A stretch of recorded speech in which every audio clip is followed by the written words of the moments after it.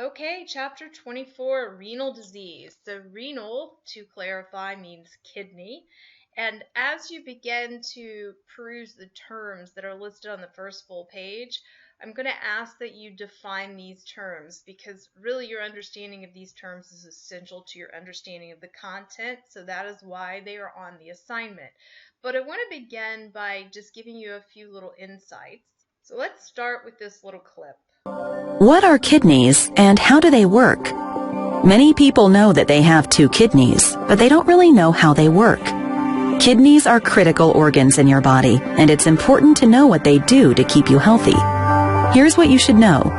Both kidneys are located in your lower back and are each about the size of a fist. After you eat or drink, your body absorbs all the nutrients it needs, and the rest becomes waste. Sometimes this waste gets into your blood and needs to be filtered out.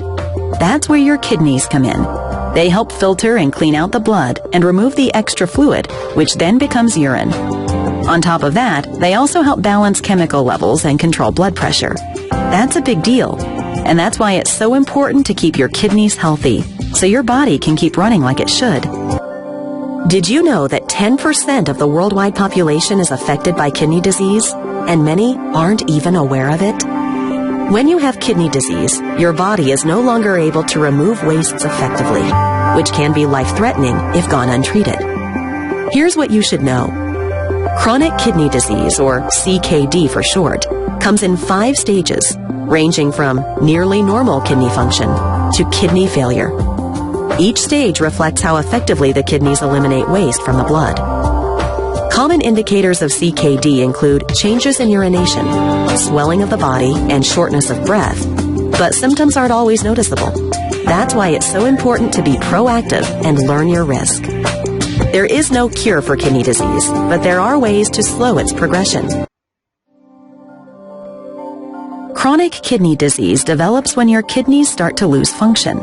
It can happen gradually or very quickly, so knowing its cause can help you get the right treatment from the start and help keep your kidneys healthy. Diabetes is the leading cause of kidney disease. When diabetes is not controlled, or when a person has diabetes over many years, excess sugar that gets into the bloodstream damages the blood vessels, which leads to decreased kidney function. High blood pressure, or hypertension, is the second most common cause of kidney disease and is responsible for about 28% of kidney failure. If left untreated, the blood vessels in your kidneys that carry blood throughout the body can be permanently damaged. The good news is, you can care for your kidneys by controlling your blood sugar and blood pressure. Kidney disease is not contagious, but it can run in families. So if one of your family members has diabetes, high blood pressure, or kidney disease, you could be at risk and should tell your physician at your next checkup.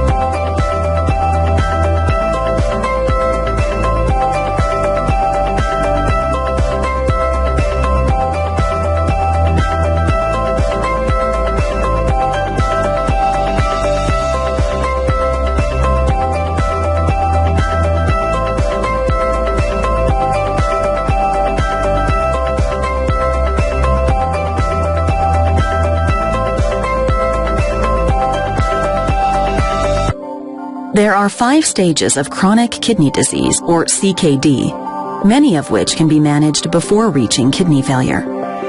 When it comes to treating CKD, there are several options, and dialysis isn't always necessary.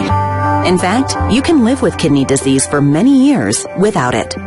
But if your kidneys fail, a kidney transplant or dialysis is a must.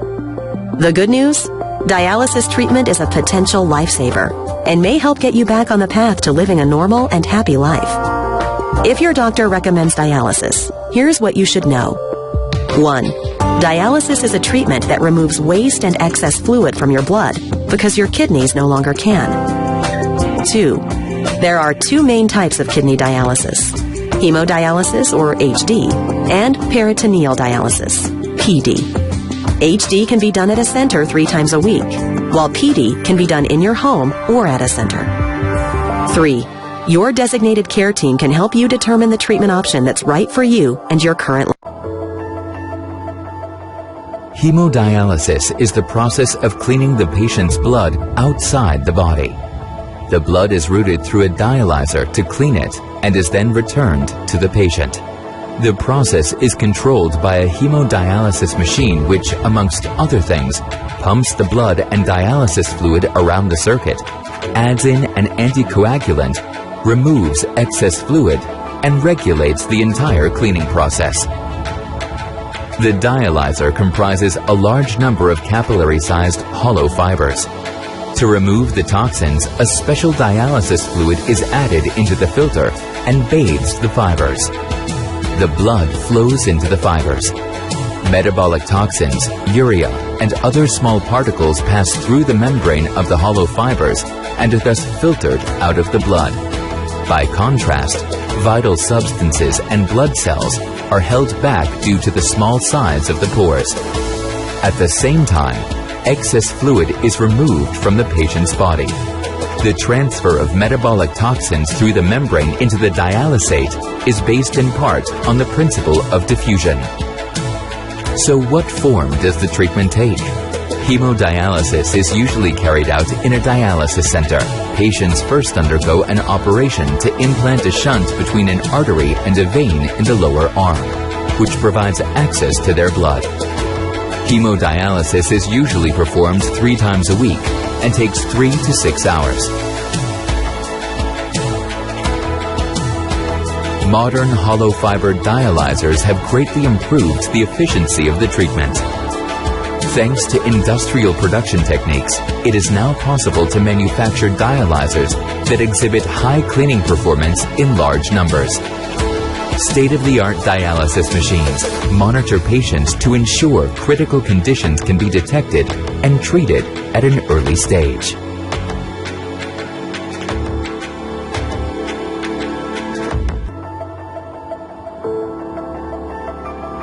An alternative to hemodialysis is peritoneal dialysis, which most patients carry out themselves, either at home or at work. This type of therapy uses peritoneum as a natural filter. It has similar attributes to the artificial filter used in hemodialysis. Its pores allow the passage of certain substances while retaining others. A sterile dialysis solution is introduced at regular intervals into the abdominal cavity through a permanent catheter. This solution absorbs waste products such as urea and creatine from the blood and removes excess water. After a time, this fluid is drained and replaced by fresh solution. There are 2 methods of treatment for peritoneal dialysis. During continuous ambulant peritoneal dialysis, CAPD, patients change the dialysis solution themselves 4 to 5 times a day. No special equipment is needed to change the bag. Automated peritoneal dialysis, APD, uses a programmable machine or cycler that controls the volume, filling, dwell time, and drainage of the solution. Okay, so what I did there was I took some clips from DaVita and Fresenius, who are the 2 primary dialysis companies in the country, and it just so happens that I work for both of them. So I merged together a few of their online clips to give you kind of a rudimentary education, the same education the average person would get if they went online to contemplate these things. So hopefully that gave you a little bit of an insight that will help you to better understand the words as you read them on the pages here, because unfortunately they don't have a lot of great illustrations in this chapter. So again, these terms right here are essential, so I would take a moment and try to define them before you proceed. So looking at the beginning, the National Kidney Foundation estimates that approximately 26 million Americans have chronic kidney disease. You now know that refers to the 5 stages, and that the first stage is really not of issue.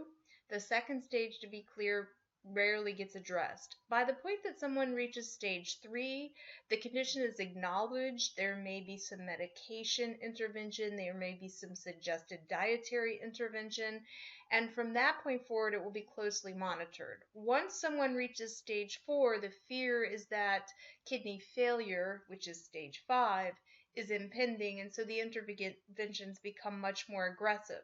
If someone is nearing stage 5, that is when the discussion regarding the potential for dialysis will begin, and people are actually encouraged to begin it before they reach full kidney failure because it will help to preserve their residual function. However, unfortunately, most people aren't aware that they have complete renal failure for a myriad of reasons, such as inconsistent checkups, until the point that their kidneys fail completely, which is stage 5, otherwise known as end-stage renal disease, ESRD. Without kidney function, life will cease. Your kidneys are imperative for your survival, so dialysis is life support, and everyone is given the option. Many people choose it, not all people do. Not everyone is a candidate for getting a transplant. So that is one reason that some people might choose dialysis or not choose it at all. Even for those who are potential candidates, once they begin dialysis, they may be evaluated for once they're stable. They may be evaluated to see if they're a transplant candidate, and they may or may not be, or their condition or other related comorbid conditions may progress and prohibit them from being a candidate. So again, nothing's ever cut and dry. It's not as simple as just, hey, why not get a new set of kidneys? As you look here, I think that what you will read in this section will be reminiscent of what you just saw in the video. It is very important to understand that the kidneys have several key jobs, one of which is helping regulate blood pressure. So not only does chronic elevated blood pressure damage the vessels that nourish the kidneys, such that the kidneys themselves are subsequently damaged and begin to fail, but once the kidneys begin to fail, their regulatory mechanisms that helped regulate blood pressure are now impaired, and so you have what's called a catch-22, or a situation that is cyclical in nature. It's not something that can be remedied. So the idea at any point when we identify any sort of impaired kidney function is to delay its progression. And I will tell you very simply, whatever is healthy for the vessels of the body is healthy for every organ to which they are attached. So the same quote-unquote rules apply, the same healthy diet advice that we have discussed in terms of everything else is equally applicable to protecting the kidneys. One of the things that your kidneys do is they make erythropoietin. That's that crazy looking word right here. And erythropoietin is a hormone that triggers the bone marrow in your bones to produce red blood cells. And as you know, iron and oxygen are transported by hemoglobin, and hemoglobin is a protein that is part of a red blood cell. So now go backwards.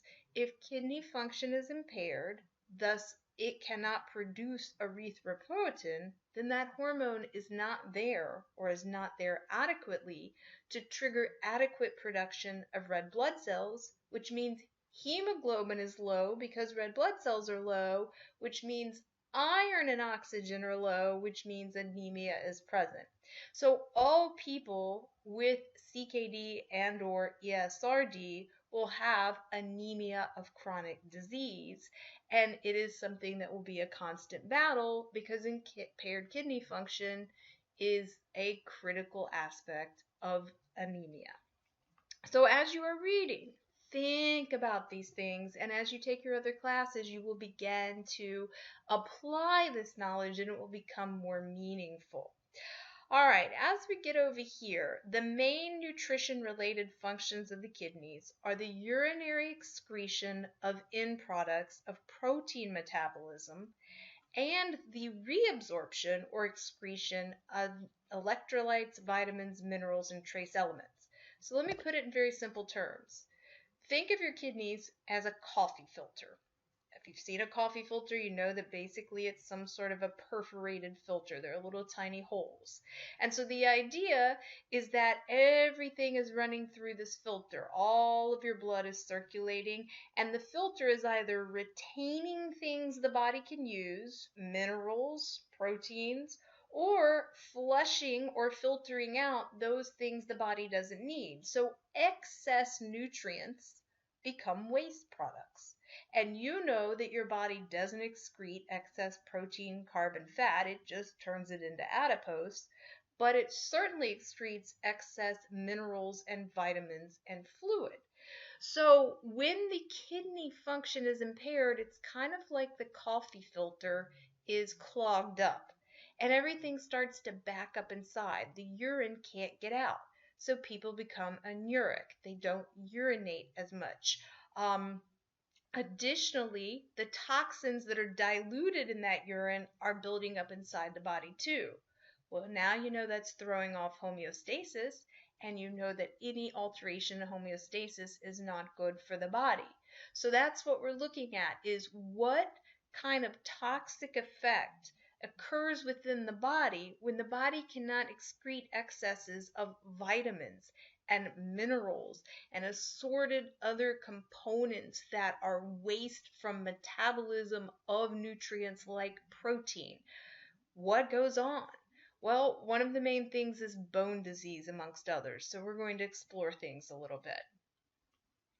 So renal failure can occur acutely in response to a sudden compromise to kidney function, such as with a vascular event, like a clogged vessel, maybe from plaque, or it may occur more slowly and become a chronic condition as a result of long-term diabetes or hypertension, perhaps. The most common acute case, other than an injury to the abdominal region, is often some sort of a test that might cause a reaction. So there are various cardiovascular tests that are done using dyes to look for blockages, and some people have reactions to those dyes such that they experience acute kidney injury or failure. So in some cases, that kidney function returns, and in some cases, it does not. The nutrition intervention of renal failure is aimed at treating the resulting various metabolic and physiologic consequences of renal failure. In other words, all those nutrients building up are becoming toxic because they can't be removed from the body, and they are causing all sorts of problems. So AKI, you can read through a little bit here. And as you continue onto this page, you see this illustration, which is one of the few really good illustrations in the book. So hopefully that will help you to reconcile some of your understanding. AKI, like I said, is often something that people recover from. So most of us in healthcare settings are going to be dealing with people with CKD. And so this is characterized by the slow, steady decline in renal function. And the degree of renal impairment is evaluated by the GFR, as you saw in the video. And so ultimately this measures the quantity of ultrafiltrate produced by the nephrons of both kidneys. In other words, it's looking to see how well the kidneys are filtering or how impaired that filtration mechanism is. The progressive decline in renal function that's indicated by a decreasing GFR is going to eventually result in the development of uremia, which means the accumulation of nitrogenous waste products in the blood. Remember, nitrogen is a component of protein. So muscle metabolism is constant. Remember, cell turnover is constantly happening in the body. Everything is comprised of cells. They're dying off, and then new cells are being formed. So when cells die off, their resulting components must be excreted. Well, you know that everything in your body that counts as a muscle, including skeletal muscle, is made of cells. So you know that all of those cells have protein constituents. So as cells die, the nitrogenous component of the proteins that make them up is going to have to be excreted. And when we see that there's a lot of alteration in this protein metabolism, as well as the fact that we're getting it from food and maybe it's not being flushed out or it's being flushed out excessively, then we know that there is a problem. If there's too much nitrogenous waste, the kidneys are not doing what they need to be doing to get rid of the surplus. So the text continues and states that treatment can involve kidney transplantation or renal replacement therapy, also called dialysis. And now, based on the video clips, you have a little bit more insight about what dialysis means. So again, the classification based on GFR is referenced in your book. It tells you that there's a gradual progression of renal failure. And it does talk a little bit about the concerns associated with protein. If you recall in the protein chapter, we talked about how high protein intakes could potentially create a surplus of nitrogenous waste that there's speculation could be damaging to the kidneys. Most of the current evidence, it doesn't really foresee that high protein diet will damage an otherwise healthy kidney. However, for a kidney whose function is already impaired, then excess protein could be problematic. Now, here's the catch. You probably are inclined to think, okay, that means if somebody knows that they have CKD, they should reduce their protein. But keep in mind that there are many people who have impaired kidney function and again don't know it because they never have themselves evaluated. And we're not just talking about, people who have no health insurance and are of low socioeconomic means. I personally know many well-educated people who never go to get checked up, and you probably do too. So we're talking about a lot of the population who's really not engaged in preventive care and doesn't appreciate the value of annual assessments in order to intervene before something gets too bad. So many of those people may be following the standard American diet, which is very high in protein, or may even be purposely embracing some sort of a high protein diet approach in terms of lifestyle.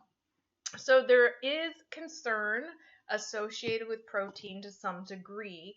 And once there is any kind of identified decrease in kidney function, then certain dietary factors must be taken into account and manipulated if one is to effectively delay not only the progression of the renal failure, but of the associated comorbid conditions. So as we look over here, it says nutritional therapy is an important component in all stages of CKD. However, when CKD progresses to the final stage, necessitating dialysis, nutrition therapy becomes a mandatory part of treatment. Extensive education regarding protein modification and electrolyte restrictions, and that would include things like potassium, is needed. Nutrition care of the individual receiving dialysis should include frequent assessment of nutritional status and provision of adequate nutrient intake to counter the catabolic effects of both uremia and the protein losses with dialysis. So you now saw what those dialyzers look like, that are the actual filtration mechanism that's mimicking the kidney. And each time someone goes in for dialysis, their dialyzer is hooked up. They're not shared. That would be like sharing needles because blood goes through them. So their own personal dialyzer is hooked up. Those fibers, as the video clips show you, are porous. And those membranes are meant to mimic what happens in the kidney. The problem is that we cannot replicate perfectly what nature created. So while there are certainly many things filtering through that we want to get rid of, unfortunately, some of the things that we didn't want to get rid of also go through. So the particle size of proteins is such that a lot of protein filters through, and then people are constantly struggling to maintain enough protein. So people in stages 1 through 4 are on dialysis and things are building up in their body. Once they hit stage 5, if they go on dialysis, they now have kidney function once again because that's what dialysis is. It is replacing what their body can no longer do.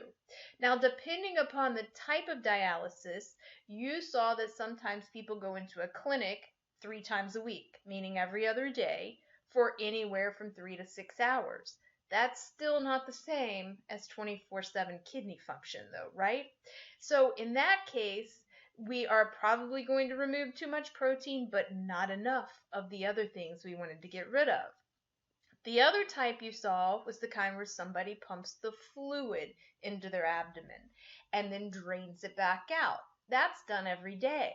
So they're going to get a much better removal rate of all of the waste products. But again, they're doing it frequently, so they're probably going to be losing too much protein in that process as well. So we're looking at what is being left behind that we wanted to get rid of and what is being removed that we didn't want to get rid of. And it's a constant battle to stay on top of these things. And some of it can be addressed with oral nutrition supplements or potentially intravenous IDPN.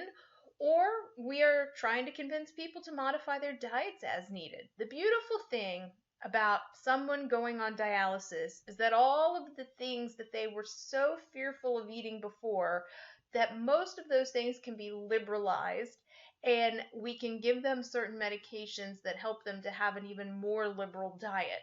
Doesn't mean that diet's not a factor and people can't overdo it, but again, it's like they're getting some kidney function back, so they get some of their freedom back.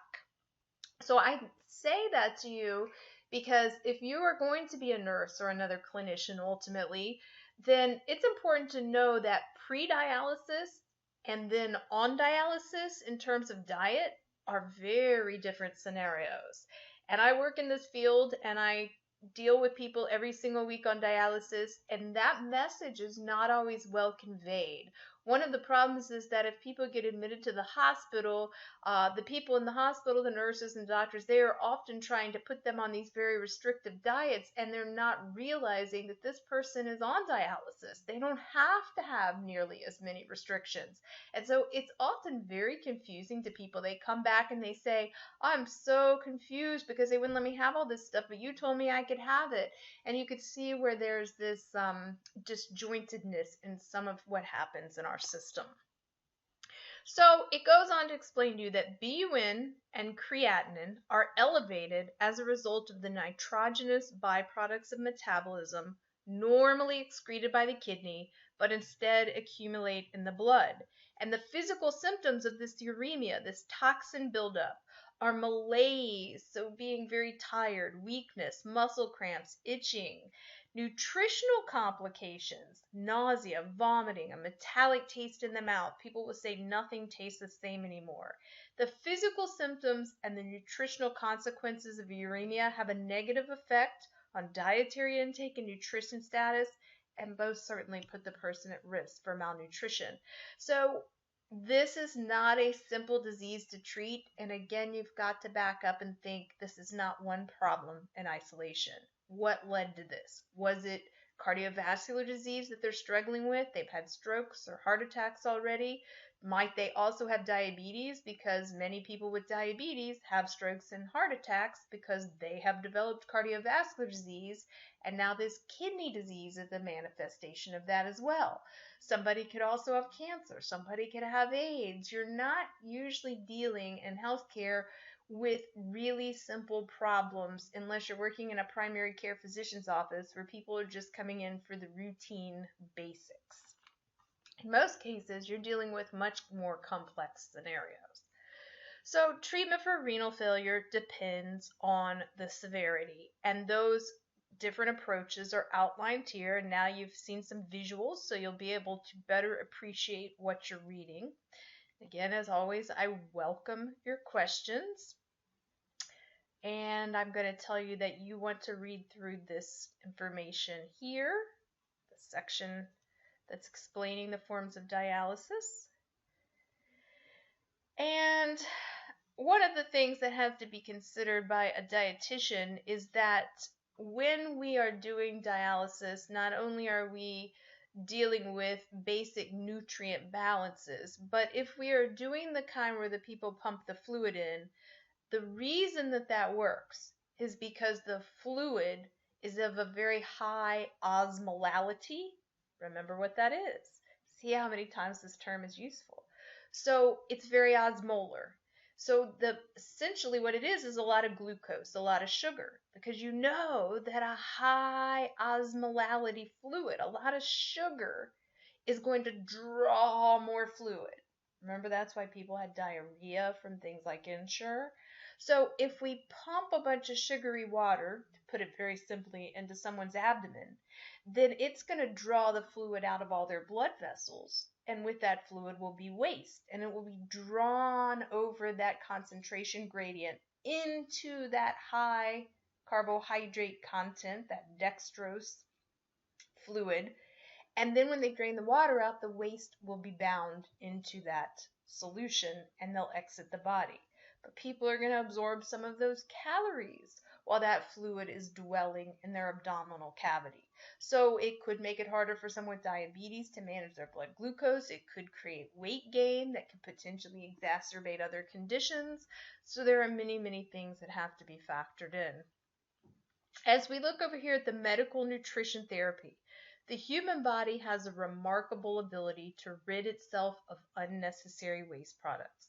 The kidney plays a vital role in this process. Because food and liquids are the source of many of these waste products, diet modification plays a very important role when kidney function is diminished. So in other words, we wouldn't have to worry about things not getting out if nothing went in.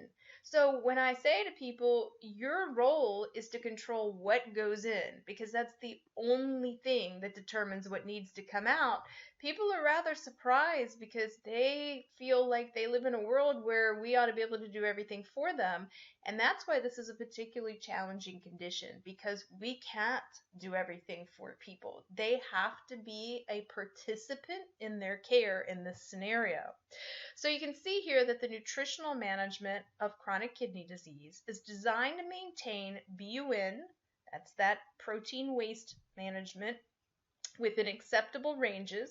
It's designed to regulate sodium, potassium, and phosphorus electrolyte levels, to regulate fluid balance, because the body is often retaining too much fluid. They're not urinating since those kidneys aren't working, and to prevent the wasting and malnutrition often associated with this disease due to these chronic nutrient imbalances.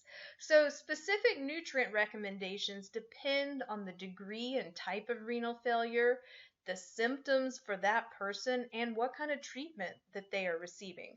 So the beautiful thing in a dialysis setting as well is that there's always a registered dietitian who is following each person ongoing. So I have a relationship with each one of my patients. I see them every single week, whether I have 40 or 60 patients. I look at their blood work every single week. I follow their trends. I know about their lifestyles. I know about their other health conditions and their unique needs. And so I'm able to tailor and individualize their care and to work with them on which proper medications and dosages as well as dietary components are appropriate. Again, it becomes about deciding which things are more important to tackle, both in terms of the renal condition as well as in terms of somebody's overall scenario. We can't really spend a lot of time trying to get people to focus on things that they're not mentally prepared to do. And if somebody has a lot of health problems and some personal struggles, financial and others, sometimes it becomes about picking something small that they think they can handle, and maybe diet isn't even a part of it at that time. So I'm encouraging you all to remember to exercise that empathy that you keep hearing about. That's so incredibly important, and to provide that holistic care where we remember that everything's not about numbers or disease, it's about people and their individual unique scenarios. Dialysis Center for Nurses and Dietitians is one of the few medical scenarios where we get to have that kind of patient rapport and really make a difference. So I'll let you go through the rest of the nutrient details independently and address the questions that I've created for you. I'm not putting a lot of emphasis on pediatric patients. Obviously, there can be young people who need dialysis for various reasons. When you get over here, the fluids, that's a really important part again because people are not urinating adequately. Oliguria or anuria is decreased urine excretion, and so they have to limit what they put in. By and large, if you want to imagine what it's like to be a dialysis patient, think 32 ounces of total fluid a day, and that would mean anything from what you would drink, any beverage, plus anything liquid like soup or jello or popsicles and such. So total fluid volume about 4 cups a day. Everyone's different. Some people could handle even up to twice that much, but by and large, it's usually somewhere around 4 or 5 cups a day that somebody who's no longer urinating much at all is going to be able to handle. And if that fluid builds up because they don't manage it well, then they're going to have respiratory distress, their heart is going to be compressed and its function will be impaired, and so on and so forth. That usually results in hospitalization. Potassium, when the level is disrupted too high or too low, can literally cause cardiac arrest because potassium plays such a crucial role in the electrical activity within the heart. So I'm closely monitoring these levels in people, and the beautiful thing, once again, about dialysis is that it removes potassium really well. So with rare exception, people aren't going to have to worry about that as much once they're on dialysis as they did before they were. So people who aren't yet on dialysis are going to be told often to cut back on a lot of foods, oranges, potatoes, tomatoes, bananas, and so forth, because of the high potassium content and how quickly it accrues. So you will generally hear people say the renal diet is the hardest diet there is. Well, if you're not on dialysis, I'm going to agree with that. It is very difficult, and that's why the success rate with people embracing it is so poor.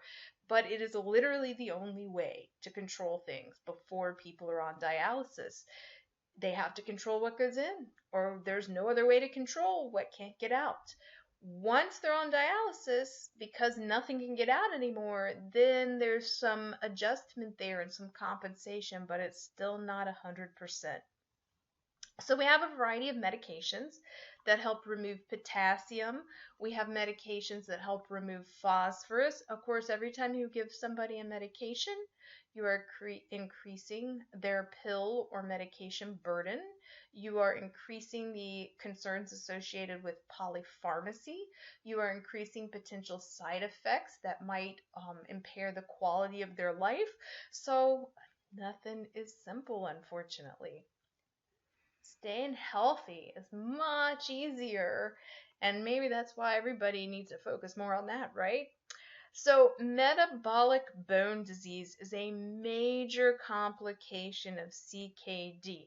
So think about what you know. You know that vitamin D helps your body to absorb calcium. And you know that homeostasis is when everything's in balance. So in your mind's eye, here's what I want you to envision. On the left, I want you to see a blood vessel. And so you're looking at stuff flowing through a vessel. And on the right, I want you to picture a bone. We all have that standard picture of a bone in our head that we would draw on a chalkboard if asked to. And I want you to remember homeostasis. So your bones are made primarily of phosphorus and calcium, and therefore your blood contains phosphorus and calcium to keep things in equilibrium. You might remember all of this from the mineral chapter where this was discussed. So anytime your blood levels of phosphorus or calcium are disrupted, your body says, wait a minute, I gotta fix that. I know where there's some, and pulls those things out of your bone to bring the blood levels back up to where they should be. But then your bone has been compromised. So your bone is triggered to pull some back out of the blood. And so there's this constant compensatory mechanism that takes place to maintain homeostasis. And as long as everything is balanced in your body, what's coming in is appropriate for what you need, and the body is flushing out excesses, then it's all good. But once excretion is impaired due to kidney failure, then things start building up. So here's the clincher. Phosphorus is in everything. So I want you to picture that blood vessel, and phosphorus starts with a P, so it's just full of P's. Well, calcium has an affinity for phosphorus. It likes phosphorus. So it binds to it. Picture that girl running, jumping on her boyfriend, throwing her arms and legs around him and hugging him. That's what calcium's doing to phosphorus. So now the body can't see the calcium. All it can see is the phosphorus because calcium's stuck to it. And the body goes, whoa, where'd the calcium go? We need calcium in the blood. Oh, we'll take some out of the bone. Okay, now you got two problems. The bone's being weakened by calcium removal, and you already had calcium in the blood, and now you're adding to it. So you're creating hypercalcemia on top of hyperphosphatemia, and that means you're going to have brittle bones, renal osteodystrophy, or metabolic bone disease. And it also means that all that calcium floating around in the blood is going to go places and try to form bone that it shouldn't in tissues throughout the body, whether that's our reproductive organs or our heart or our lungs or our joints. And when those things start to solidify, the tissue around them is going to die and become necrotic, and things just go downhill from there.